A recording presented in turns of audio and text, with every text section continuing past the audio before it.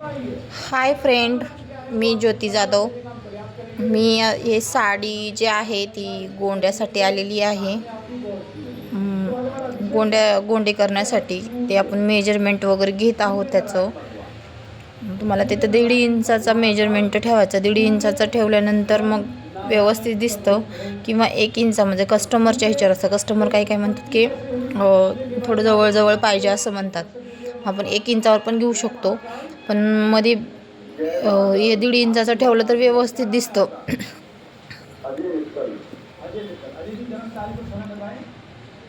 आता इथे थोडासा गॅप पडलेला आहे खूपच. ते आपण तिथंच ॲडजस्ट करून घ्यायचा तो गॅप पडलेला इक्वल. आता इथं थोडंसं माझ्याकडनं कमी जास्त झालेलं आहे. ते प्रत्येक साडीत कमी जास्त होतच असतं, तेवढा काही त्याचा प्रॉब्लेम नाही आहे.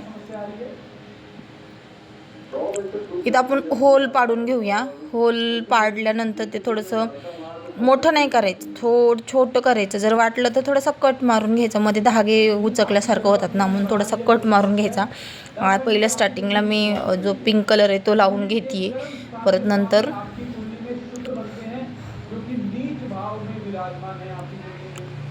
नंतर तो पोपटी कलर आहे तो लावून घेणार आहे.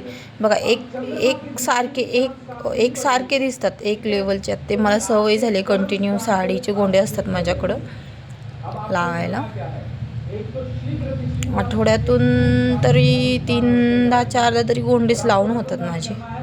तर एक गेलं नाही तोपर्यंत एक येतच मला गोंडे लावायला.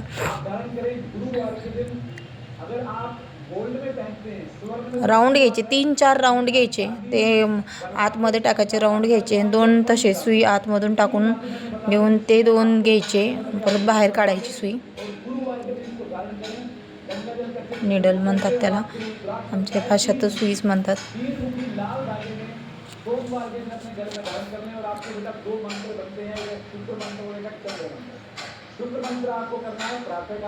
हे बघा किती छान फिनिशिंग वगैरे आली आहे त्याची.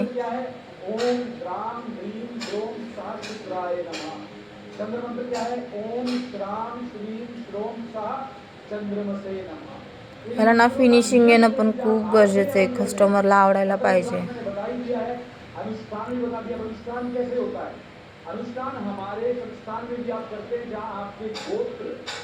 आता मी ग्रीन कलरचं टाकून घेणार आहे 2 शेड त्यातले. त्या साईडला मी लेवल करून घेतलेली आहे, म्हणजे एक शेड टाकून घेतला. आता हा दुसरा शेड टाकून घेते.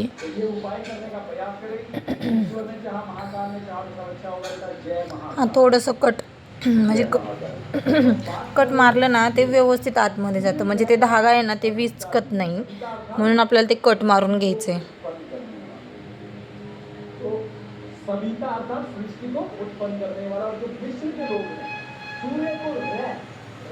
हां, इथं ते थोडंसं जास्त कमी जास्त होतंच स्टार्टिंगला.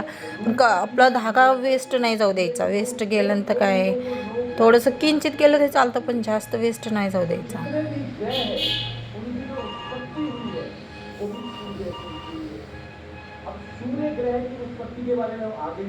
2 3 मी 3 किंवा 4 टाकून घेते. मला जिथं जाड वाटेल तिथं मी 3 टाकते, आणि जिथं म्हणजे ते लूज होऊ नये म्हणून.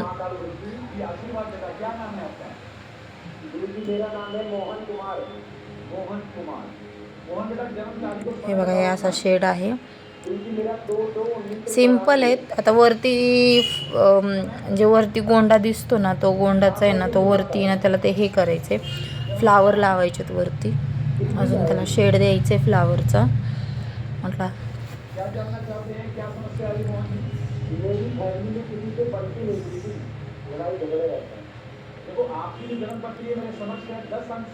ज्यावेळेस आपण आतमध्ये टाकतो ना, तो गोंड्याचा असतो ना, ते आतमध्ये टाकतो ना, त्यावेळेस खूप हे होतं, क्रिटिकल जातं. पण ज्यावेळेस आपण ते काढून बाहेर निघालं ना, मग ते सोपं जातं. परत काही टेन्शन नाही राहत, परत काही प्रॉब्लेम नाही आहेत. स्टार्टिंगलाच थोडीशी प्रॉब्लेम येते, त्या आतमध्ये जात नाही, साडी फाटण्याची शक्यता असते ना, त्याच्यामुळं आतमध्ये लवकर, त्याच्यामुळे थोडंसं कट मारून घेतल्यानंतर ते प्रॉब्लेम येणार नाही.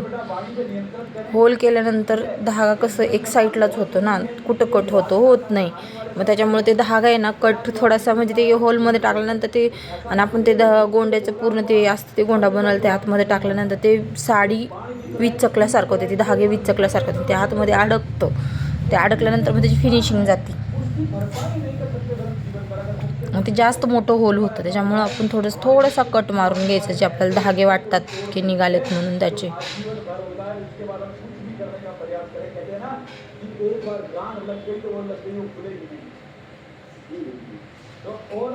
अब आपकी कुंडली में चंद्रमा भी कमजोर है, उसके कारण आपको शीघ्र से शीघ्र गुस्सा भी बहुत आता होगा, आता है, ठीक है ना. तो अब आपको उपाय क्या करना है, आपकी कुंडली के अनुसार आपको एक रत्न धारण करना है, जिसको बोलते हैं. हे बघा कसं दिसतंय, छान दिसतात गोंडे. आप धारण कीजिएगा, चांदी में बनवाले कायम गोंडे असतात माझ्याकडे लावायला, एकसारखे एक लेवलमध्ये खूप छान दिसतात.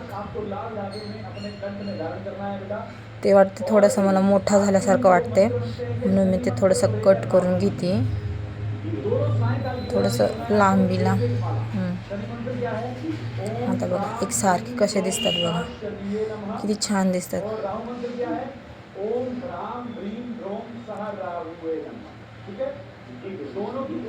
मी दिवसातून 2